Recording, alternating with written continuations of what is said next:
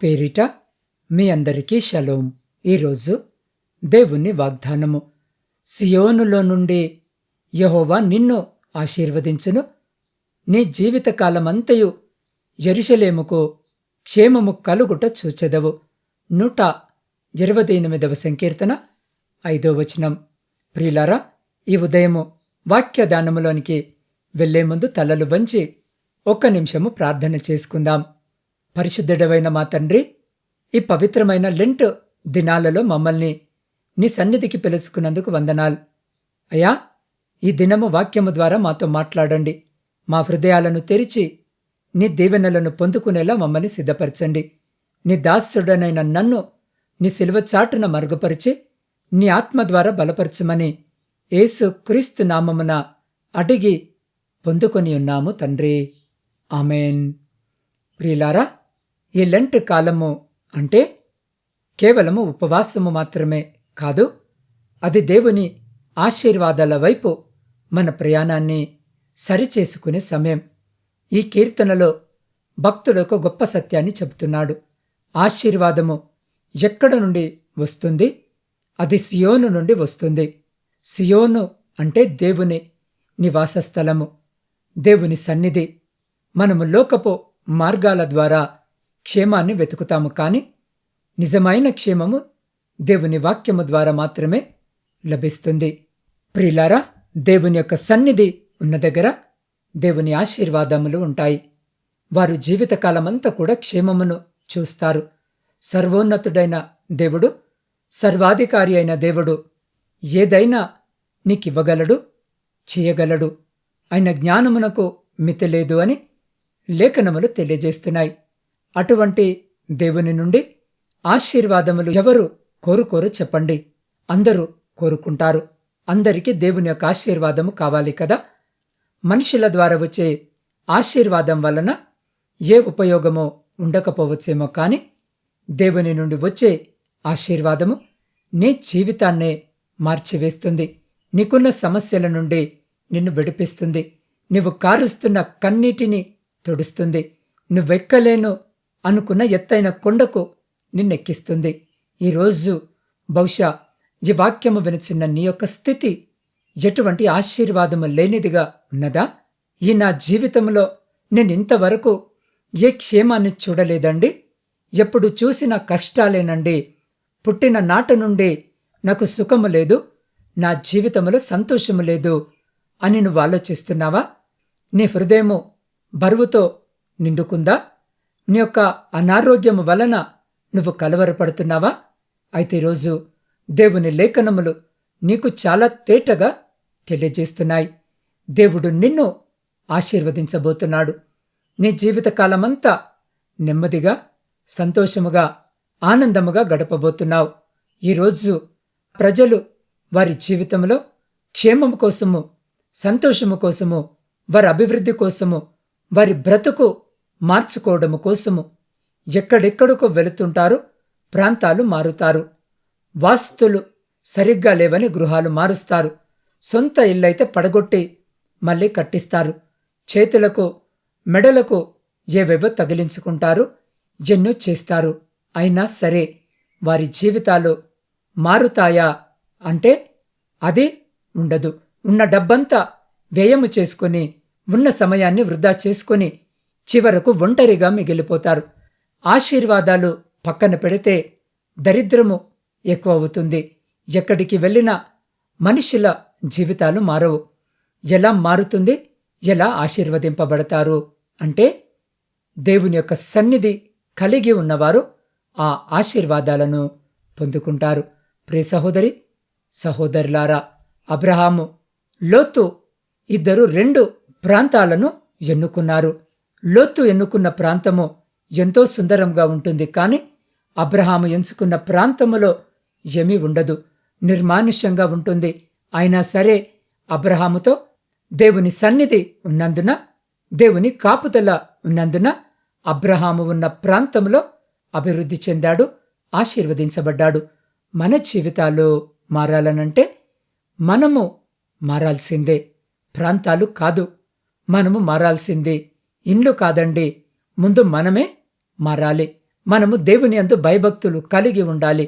అందు నిమిత్తమునే ఈ కీర్తన మొదటి వచనములో వ్రాయబడి ఉంటుంది, యెహోవా యందు భయభక్తులు కలిగి ఆయన త్రోవల యందు నడుచు వారందరూ ధన్యులు అని.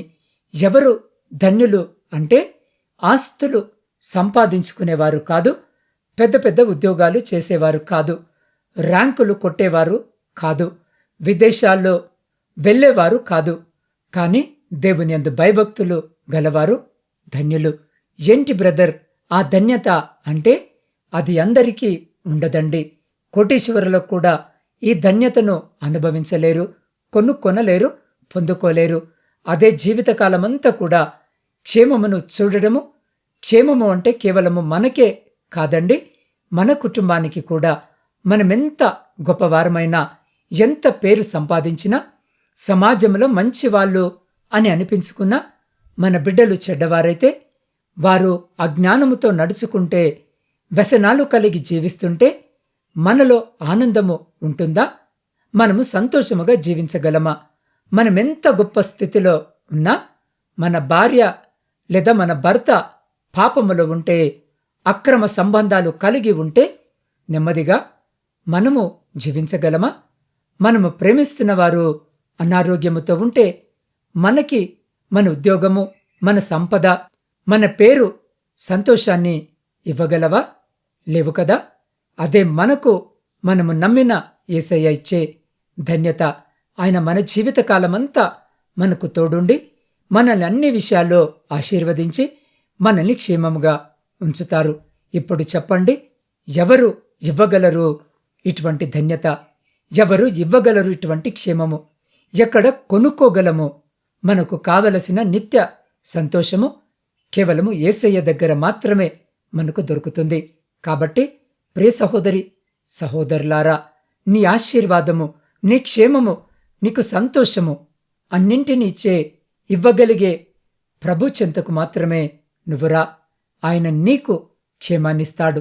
నీకున్న సమస్యల నుండి, బలహీనతల నుండి, నీకున్న అప్పులు, ఆర్థిక సమస్యల నుండి నిన్నాయన విడిపిస్తాడు. నీ జీవితకాలమంతా కూడా నీ కుటుంబముతో నెమ్మదిగా, సంతోషముగా, హాయిగా జీవించేలా ఆయన చేస్తాడు. కాబట్టి ప్రియ సహోదరి సహోదరుడా, ఈ సమయము మనల్ని మనము పరిశీలించుకుందాం. ఎవరైతే తమ జీవితంలో దేవుని క్షేమాన్ని కావాలని కోరుకుంటున్నారో, ఎవరైతే లెంట కాలంలో దేవునికి మరింత దగ్గరవ్వాలని ఆశపడుతున్నారో, వారు మీ హృదయాలను దేవునికి అప్పగించండి. ప్రభువా, నా జీవితాన్ని సియోను ఆశీర్వాదముతో నింపు, నా కుటుంబానికి క్షేమాన్నివ్వు అని అడగండి. దేవుడు మిమ్మల్ని పిలుస్తున్నాడు. కాబట్టి ఈ సమయంలో ఈ వాక్యము వింటున్న మీరు తలలు వంచి, వీలైతే మోకరించి లేదా నిలబడి ఉండి, మీ 2 చేతులు ఆకాశము వైపుకెత్తి లేదా మీ కుడి చేతిని మీ హృదయంపై పెట్టుకొని నాతో పాటు ఈ స్తుతి ఆరాధనలో పాలు పొందండి.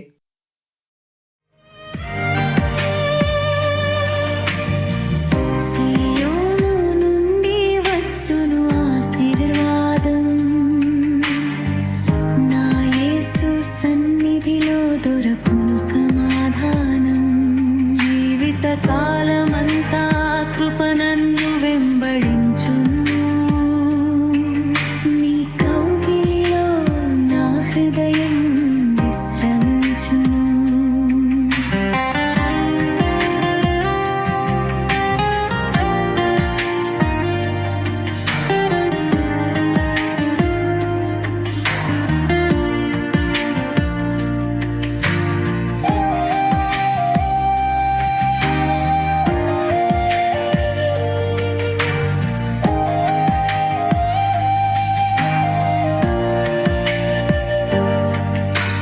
లోకపు మార్గాలలో నెమ్మది లేక అలసితినయ్యా,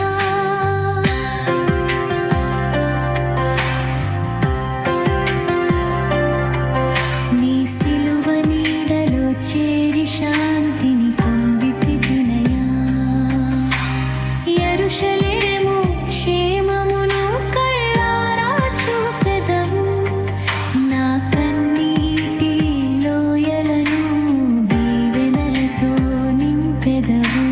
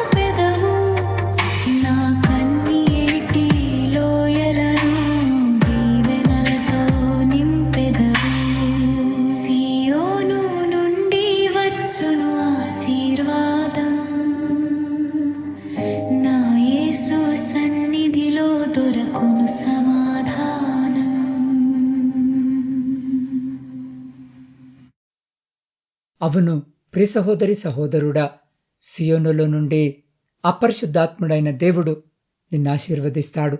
నీ జీవిత కాలమంతా కూడా క్షేమాన్ని, అభివృద్ధిని నువ్వు చూస్తావు.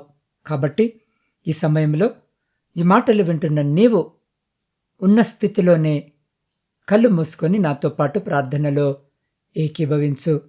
సకలాశీర్వాదాలకు ఆధారభూతుడా, మీ శ్రేష్టమైన జీవము కలిగిన ఉన్నతమైన నామమును బట్టి స్తుతులు, స్తోత్రాలు, వందనాలు. అయ్యా, ఇల్లంటి కాలపు సమయంలో నీ వాక్యపు వెలుగులో మమ్మల్ని మేము పరిశీలించుకోవడానికి మీరిచ్చిన శ్రేష్టమైనటువంటి సమయం బట్టి మీకే స్తుతులు, స్తోత్రాలు, వందనాలు. సియోనులో నుండి యెహోవా నిన్ను ఆశీర్వదించును అని మీరు మాకిచ్చిన వాగ్దానాన్ని బట్టి వందనాలు. ప్రభువా, మా సొంత శక్తి జ్ఞానముతో మేము పొందుకునేది తాత్కాలికమే, కానీ నీ సన్నిధి నుండి వచ్చే దీవెన మాత్రమే శాశ్వతమైందని మేము నమ్ముతున్నాం. ఈ ప్రార్థనలో ఏకీభవిస్తున్న ప్రతి బిడ్డను నువ్వు పేరున జ్ఞాపకము చేసుకోమని వేడుకుంటున్నాం. తండ్రి, లెంట్ దినాలలో మా హృదయాలను శుద్ధి చేయండి. మాలో ఉన్న లోపాలను, అతిక్రమాలను నీ శిలువ రక్తముతో కడిగి పవిత్రపరచండి. లోకపు ఆశల వైపు కాకుండా మాకు సహాయము కలిగే సియోను పర్వతము వైపు మా కన్నులెత్తే కృపను దయచేయండి. ప్రభువా, నీ వాక్యము సెలవిచ్చినట్లుగా మా జీవితకాలమంతా మా కుటుంబాలలో, మా సంఘాలలో, మా పట్టణాలలో నీ క్షేమమును మేము కల్లారా చూసే భాగ్యాన్ని ప్రసాదించండి. ఆర్థిక ఇబ్బందులతో, అనారోగ్యముతో, మనశ్శాంతి లేక అలమటిస్తున్న వారిని రోజు మీరు తాకండి. మీరిచ్చే సమాధానము వారి గృహాలను నింపునుగాక. అయా, ఈ పవిత్ర దినాలలో మేము చేసే ఉపవాస ప్రార్థనలు నీకు ఇష్టమైనవిగా ఉండినట్లు మమ్మల్ని నడిపించండి. మా ప్రయాణాలలో తోడుగా ఉండండి. మా పనులలో విజయాన్నివ్వండి. దేవా, ఈరోజు జన్మదిన వివాహ వార్షికోత్సవాలు జరుపుకుంటున్న ప్రతి బిడ్డ కొరకు ప్రార్థిస్తున్నాం. ప్రతి బిడ్డను మీ నూతన దయాకిరీటం చేత దీవించండి, ఆశీర్వదించండి. అయా, ఇతరాత్ర శుభకార్యాలు జరిగించుకుంటున్న బిడ్డలతో కూడా మీరుండి రాబోయే కాలమంతా కూడా నా తండ్రి సంతోషకరమైన కుటుంబ జీవితమును దయచేయమని వేడుకుంటున్నాం. అయా, ముఖ్యముగా ఇలాంటి దినాలలో ప్రత్యేకముగా వ్యాధుల భారముతో, వేదనతో ఉన్న నీ బిడ్డలందరినీ నీ పాదాల చింతకు తీసుకుని వస్తున్నాం. నేను నిన్ను స్వస్థపరచు యెహోవాను అని సెలవిచ్చిన దేవా, నీ అద్భుతమైన స్వస్థత హస్తమును చాపమని వేడుకుంటున్నాం. క్యాన్సర్ వ్యాధితో పోరాడుతున్న నవీన సత్య, మేఘన, యశస్విని, మల్లికార్జున స్వామి, జహంగీర్, సుబ్బారావు, పద్మ, జ్యోతి, కళావతి, రాజేశ్వరి, భాష, హిమజ, యశస్విని, ఖైరునిసా, రమాదేవి, విమలమ్మ, అనూష, మార్తమ్మ, వీరందరినీ నువ్వు జ్ఞాపకము చేసుకోమని బ్రతిమలాడుతున్నాం.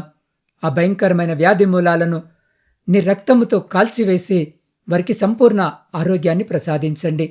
అయా, కిడ్నీ వైఫల్యముతో బాధపడుతున్న సిద్ధు, లక్ష్మణ్, ప్రవీణ్ కుమార్, తేజ, నాగజ్యోతి, నయోమి, సన్నీలను మీరు తాకండి. పక్షవాతముతో కదల్లేక ఉన్న సూర్యరావు, రాంబాబు, గుణసుందరమ్మ, బాలప్ప, రంగన్న, కృపాకర్, జయకృష్ణ, భాస్కర్రావు, విజయలక్ష్మి అమ్మ, శ్రీనివాసరెడ్డి, వెంకటేశ్వరమ్మ, నారాయణ, శ్రీను, వీరేశులను మీరు బలపరిచి వారి అవయవాలకు జీవము పోయండి. అయా, గుండె సంబంధిత వ్యాధితో బాధపడుతున్న Pavan, Sugunavathi, Jayamma, Sushila, Sharon, Mary, Sebastian, Anandarao, Prabhavathi, వీరి గుండెలను మీరు భద్రపరచండి. గుర్తు తెలియని వ్యాధితో ఉన్న రత్నను మీరు జ్ఞాపకము చేసుకోండి. అల్సర్తో బాధపడుతున్న అనితకు స్వస్థతను దయచేయండి. అనేక మాసాలుగా కోమాలో ఉన్న నానిని నీవు మరణ ఛాయల నుండి విడిపించండి. బ్రెయిన్ ట్యూమర్తో ఉన్న లీలావతి, ప్రశాంతి, జైపాల్ రెడ్డిలను స్వస్థపరచండి. 10 ఏళ్లుగా తెలియని భయముతో ఏకాంత వాసములో ఉన్న సజిత్ను ఆ బంధకాల నుండి విడిపించి నెమ్మదినివ్వండి. దేవా, రుమటైడ్ ఆర్థరైటిస్తో బాధపడుతున్న కీర్తన, వెంకటేశ్వరమ్మ, నూకరత్నములను జ్ఞాపకము చేసుకోండి. హెచ్ఐవితో బాధపడుతున్న లక్ష్మిని, కుమారిని ముట్టి స్వస్థపరచండి. అయ్యా, సోరియాసిస్తో బాధపడుతున్న వర్షిణిని జ్ఞాపకం చేసుకోండి. దేవా, స్పెషల్ మస్క్యులర్ అట్రోఫీతో బాధపడుతున్న పునర్విక స్త్రీలను మీరు తాకండి. వెన్నుముక గాయముతో ఉన్న గోపాల్రెడ్డిని నిలబెట్టండి. అపవిత్రాత్మల పీడనతో ఉన్న అఖిలకు నీ పరిశుద్ధాత్మ ద్వారా సంపూర్ణ విడుదలను దయచేయండి. అయ్యా, పేర్లు చెప్పబడని అనేక వ్యాధుల చేత బాధపడుతున్న ప్రతి బిడ్డను కూడా మీ పాద సన్నిధికి తెస్తూ ఉండగా, ప్రభువా, నువ్వు పొందిన దెబ్బల ద్వారా వీరికి స్వస్థత కలుగునుగాక. వారి కన్నిటిని తుడిచి వారు నీ శక్తిని రుచి చూసేలా అద్భుతము చేయమని వేడుకుంటున్నాం. దేవ, ప్రాముఖ్యముగా ఈ సమయంలో ప్రపంచ శాంతి కొరకు ప్రార్థిస్తున్నాం. ప్రపంచంలో శాంతిని, సమాధానాన్ని కల్పించండి. విడిపోయిన విచ్ఛిన్నమైన ప్రతి కుటుంబాన్ని తిరిగి కట్టుమని వేడుకొంచున్నాం. ముఖ్యంగా నా తండ్రి, కుటుంబ పోషణకై కుటుంబాలను వదిలి పరాయి దేశంలో ఉంటున్న నా ఆత్మీయ సహోదరులను జ్ఞాపకం చేసుకోండి.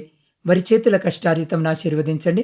వారు పడుతున్న వేదన, బాధనంతటినీ జ్ఞాపకం చేసుకొని వారి అధికారులతో, వారి యజమానులతో మీరు మాట్లాడి వారి మనసులను మార్చండి. అయ్యా, వారి చేతుల కష్టార్జితంలో రెండంతలుగా ఆశీర్వదించండి. తండ్రి, వారున్న స్థలంలో నీకు సాక్షికరమైన బిడ్డగా ఉండుటకు కృప చూపండి. ఎలాంటి ఇబ్బందులు లేకుండా, ఎలాంటి బంధకాలు లేకుండా బిడ్డలు స్వేచ్ఛగా పని చేసుకున్నటకు కావలసిన అనుమతులు కూడా బిడ్డలకు వచ్చులాగున కృప చూపండి. అయ్యా, ఏ బిడ్డకు అకామా లేదో వారందరికీ అకామాను దయచేసి వారందరూ ఇదిగో నా తండ్రి స్వేచ్ఛగా దేశంలో కష్టపడి పని చేసుకుంటకు కృప చూపండి. వారి కుటుంబాలను కూడా జ్ఞాపకము చేసుకోమని వేడుకుంటున్నాం. దేవ, ముఖ్యంగా ఈ సమయంలో నా ఆత్మీయ కుటుంబ సభ్యులందరినీ మీ పరిశుద్ధ పాదాల చెంత పెడుతూ ఉండగా బిడ్డలను జ్ఞాపకం చేసుకోండి, దీవించండి, ఆశీర్వదించండి. వారి ప్రతి న్యాయమైన కోరికకు సమాధానము దయచేసి మీ ఆకాశపు వాక్యాలను విప్పి మీ సమృద్ధికరమైన దీవెన ఆశీర్వాదాల చేత దీవించి, ఆశీర్వదించి, తృప్తిపరిచి మీరే ఘనత, మహిమా ప్రభావాలు పొందమని మా ప్రభువును, మీ ప్రియకుమారుడైన యేసుక్రీస్తు సర్వ సమృద్ధి కలిగిన నామమున ప్రార్థించి స్తుతించి అడిగి పొందుకొని ఉన్నాము తండ్రి. ఆమెన్.